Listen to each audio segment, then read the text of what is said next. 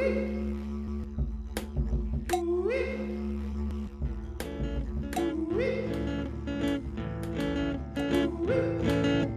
time. Oh, Normalville, it's time. Oh, Normalville, it's time. Oh, Normalville, gonna get a little crazy like you know we will.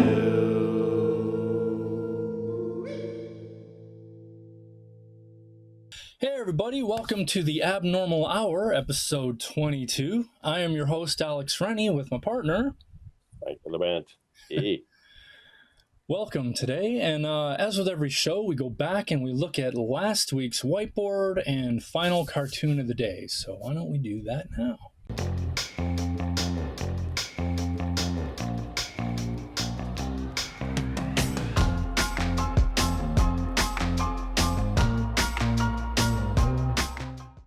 Okay, folks, here we are at last 2 weeks whiteboard. Whenever we did that, well, that was 2 weeks ago, I think, right? 2 weeks ago, yeah. Yeah. So I was talking about guitar necks and rosewood, which is super dense. And Alex goes straight to dense. He said dense. I'm trying to inform people about guitars and necks, and he's going. So we made the density of wood. The density of wood. Well, the density of wood is calculated. That is just, and I commented to Alex before, I just love the feet. That is just awesome. This was a fun one to do. And for those of you who are new to the podcast, this woman here in the background, this scientist, was actually Miss Brown. We had in the very first episode, I don't think we went beyond the first episode, but it was a teaching moment with Miss Brown, and it was based off the Peanuts. Wah, wah, wah, wah, wah, wah. Yeah. So we took her, put her in a lab coat, changed her body so she didn't look so much like a Peanuts cartoon with the huge head. And she subs out herself, right? So she's here part-timing at the Wood Density Academy. But I think this is pretty funny. I like it, It's great.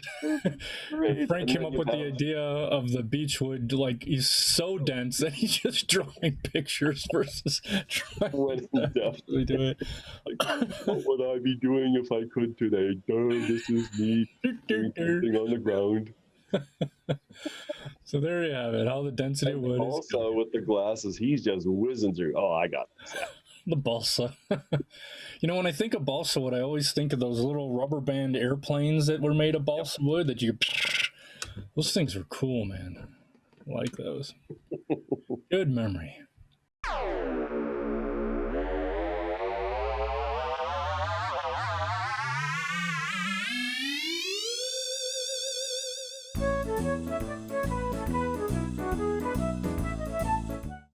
So welcome back, everyone, and now this leads us to our next section, which is today's news break.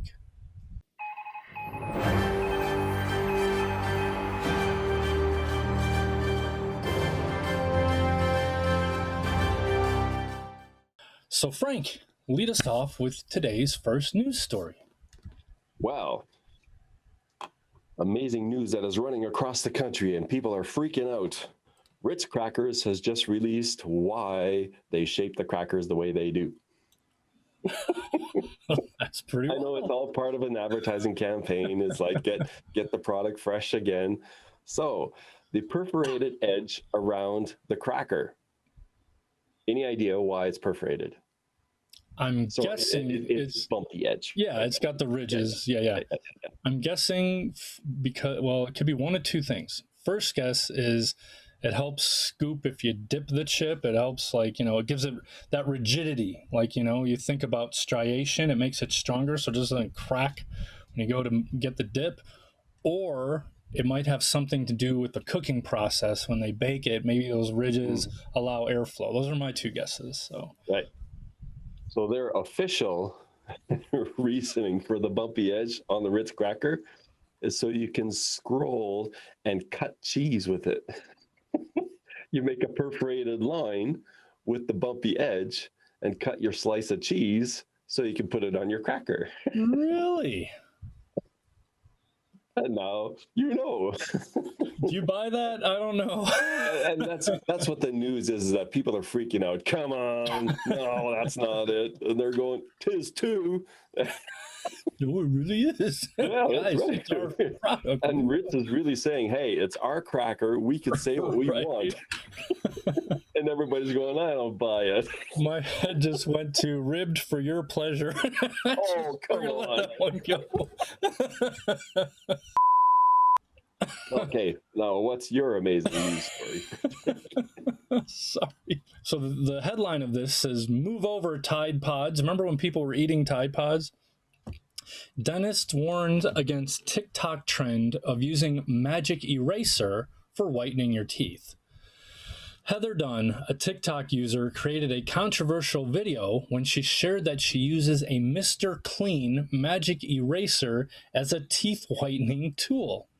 The Procter & Gamble cleaning apparatus contains the absolutely delicious ingredients of formaldehyde and melamine, which is a fertilizer flame retardant staple. Another TikTok user, who is an orthodontist, said she's afraid of fluoride, but she's cool with using a magic eraser on her teeth. A magic eraser is actually made of melamine, which we said, foam. It's basically foam that is hard glass and acts as a really abrasive sandpaper, meaning that yes, your teeth are white because you've scrubbed all of the enamel off, so please do not in fact do this. Yeah. And people were, because they're stupid. Oh, that's a great idea. I'll try that. Yeah, so we might change the density of wood to the density of TikTok users.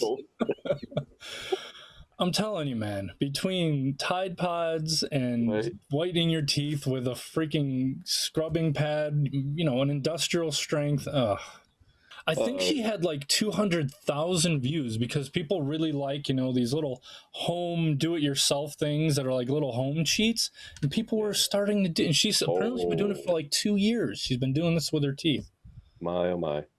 Let's see her in 5 years. I know. She's going to look like a meth user. Well, that's what they said. They're like, that enamel, once it's gone, does not come back. And, like cavities are one thing. Your mouth will eventually heal itself given time, depending on the severity of a cavity. But the enamel, the outer enamel, once that's gone, like the receding gums, you're really bad. It's not recommended. The density of people. There you go. The density of TikTok users. No, we don't want to. No. There you go. That was today's news break, which now leads us into our next section, our very first whiteboard of the day.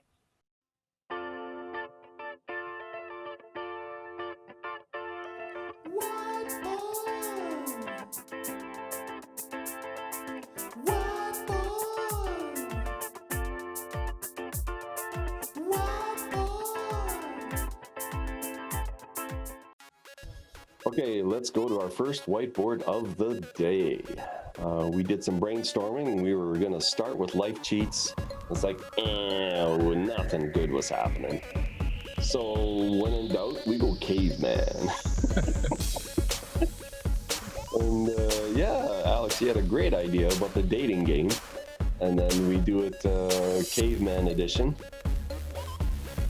So I think we have the lady asking, right? Because there was more cavemen than women. So it was always competition to get the woman. So we have the woman asking the questions, and we have 3 guys, and we'll give them names like Og, Grog, and Bog.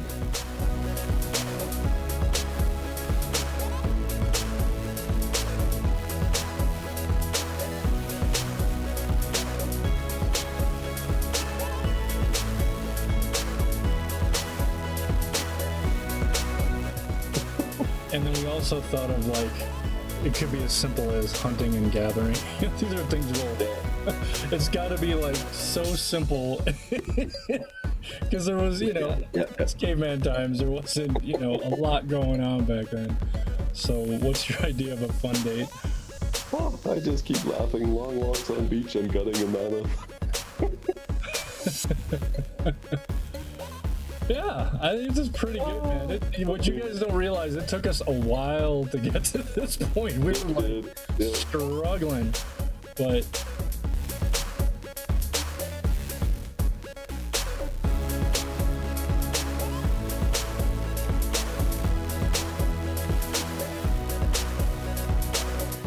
I think it's pretty good, man. Yeah, it is. So it should be caveman number 2 if he's talking, but yeah. Yeah, So it's a great cartoon. I think it's funny. It just be like simple hunting, gathering, thing, man. It should be. I think we said it would be romantic day too. Is there? I'm thinking of it just pops in my head. Troglodyte. Is that a thing where you could have troglodyte dating game? Just that popped into my head.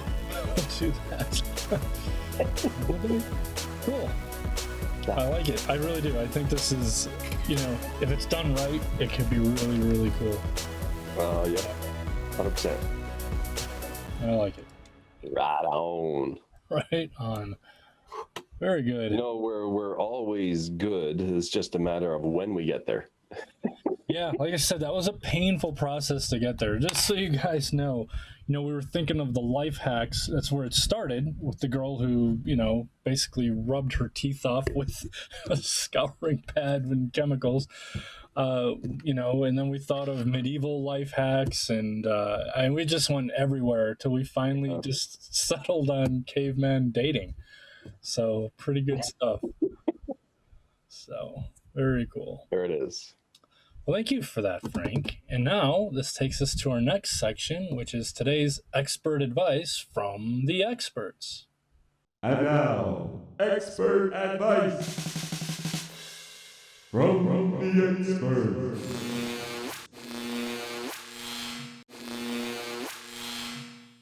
So, Frank, tell us what today's expert advice is. Today, I wanted to do a follow-up on last expert advice where I was replacing the frets on the guitar, right? And that went on quite a long. So this one I'll be short because it wasn't quite there yet. And so I went and acquired a tool to round the frets, and it's got diamond edging. It's got 4 sides. There's 3 of them that are grooved and different size of grooves for different. Right in there? Yeah, it rides right over top of the fret, and you round the fret. You can file it down. The 3 sizes are for different instruments. So, Frank, how much does that tool cost? It was $55, Amazon. Great product. It's got a nice wooden handle. It's got some brass. It's got diamond grit, and it's called a Baroque. Baroque. Nice. Yeah.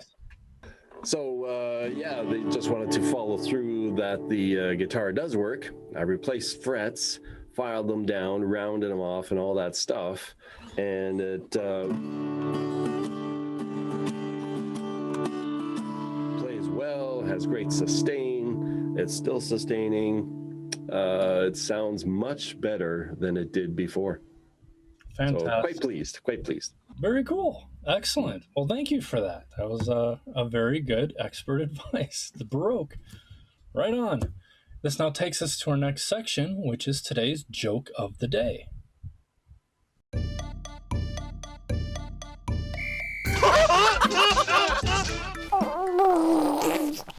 Okay, so we're going to have today's joke of the day. Alex, hit me. So I was standing behind a customer at the ATM. He turned around and said, "Could you check my balance?" So I pushed him, and his balance wasn't that great.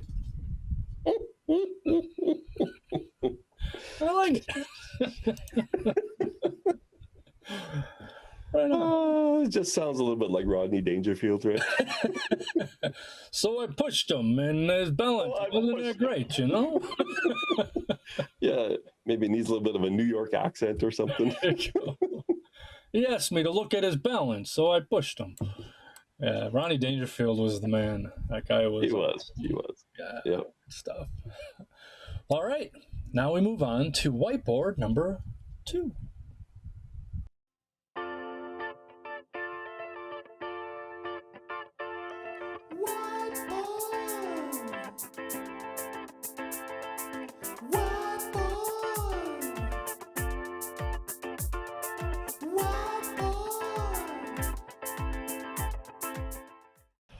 Okay, let's go with whiteboard number 2. And Alex shared a great idea about dog becoming the new CEO of a company. And the employees, they're all regular people, right? And he's just a very smart dog. So he's been elected CEO, but you can't take the dog out of the dog. So he's going to have the new initiatives for this coming fiscal period.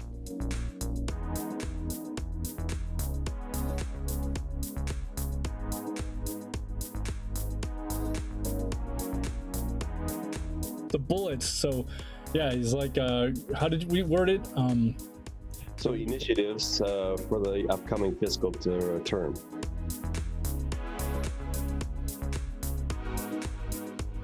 As your new CEO, because he just got elected, Yeah. I'd like to introduce you to our new initiatives for the upcoming fiscal term. Okay, there we go. And these initiatives are like the simplest thing in a dog's life: food, Food, fetch, sleep, sleep, and bark. Poop. And it would be behind him better, right? Like, this is so he's basically, whatever this company has done so far is getting thrown out the window. And he's just like focusing on what a dog would focus on.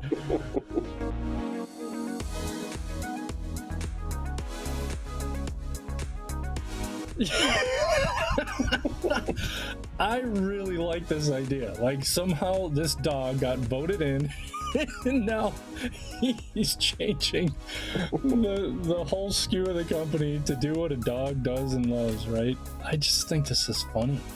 And it's people, like human beings, sitting in on the board meeting, and this is their new CEO. I think it's great, and Frank agreed. Well, he suggested doing the poop. I thought it was too much, but when is it ever too much for us? No idea. So that's the highlight of their day. Or poop. I like it. I think it's a winner. Yep. Right on. So thank you for that, Frank. And this leads us to our final section of the day, which is, Did You Know? Did you know? Did you know? Did you know? Did you know? Did you know? So, Frank, what is today's Did You Know? Today on Did You Know, I thought we would talk about eels. Those lovely creatures. I love eels. That's my favorite kind of sushi, unagi. I love eel. Did not know. Wow. Yeah. Cool. I always order unagi anytime we do sushi. I'm like, we got to get an unagi roll because it is my favorite. Wow. Yeah. Hey, neat. Anyway, sorry, man. We're talking about eels. So. Let's talk about eels. They are a ray-finned fish. They don't have a backbone, right? So, and there's many different kinds of eels. They go from 2 inches to 13 feet. Wow. Huge. 13 feet. That's a monster. The heaviest one is called the European conger, weighing in at 240 pounds. What? We'll come across this one. He will destroy you. 240 pounds of mean fighting machine. So the Monognathus is 2 inches. That's the smallest eel. 2 inches. It's deadly. So it has one jaw. That's in the name. It's mono. That's because it has one jaw. And the bottom part is a fang. So it goes and it injects poison into you. And it's deadly. And they're blind. They smell you out and then come and find you and then wow. Yeah.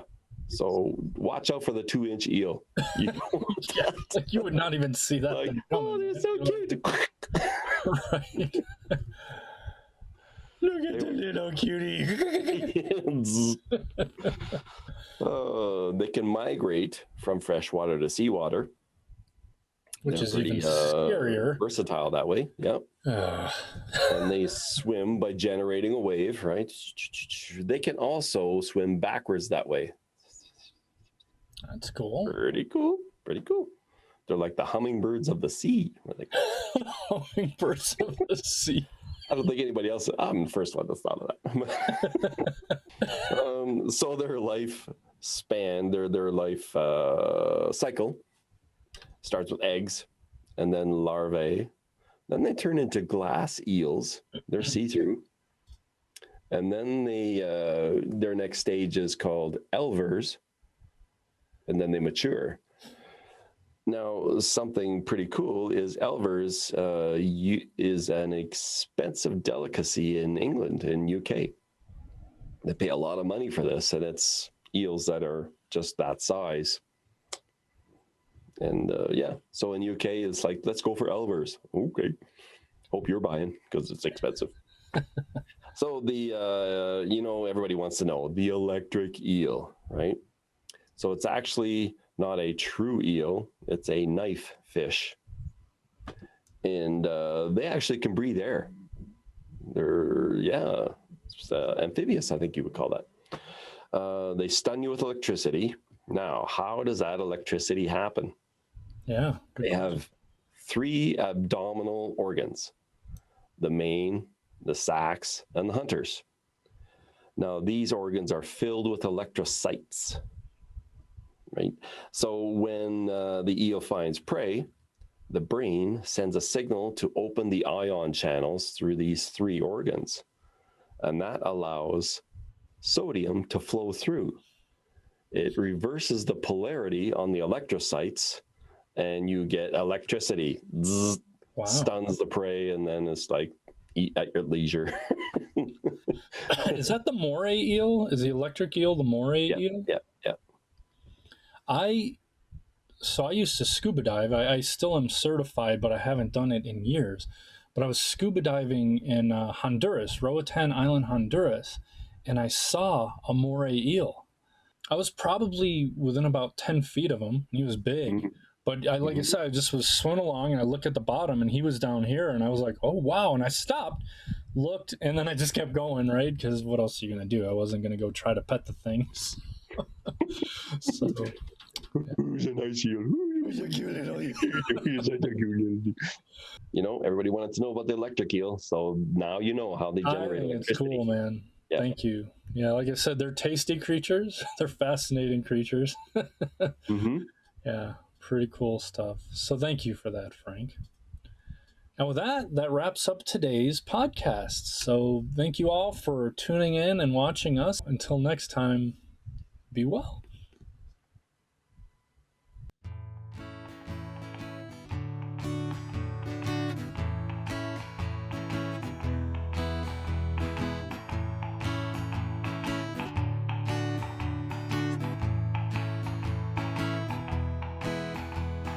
Now we're leaving, we gotta go.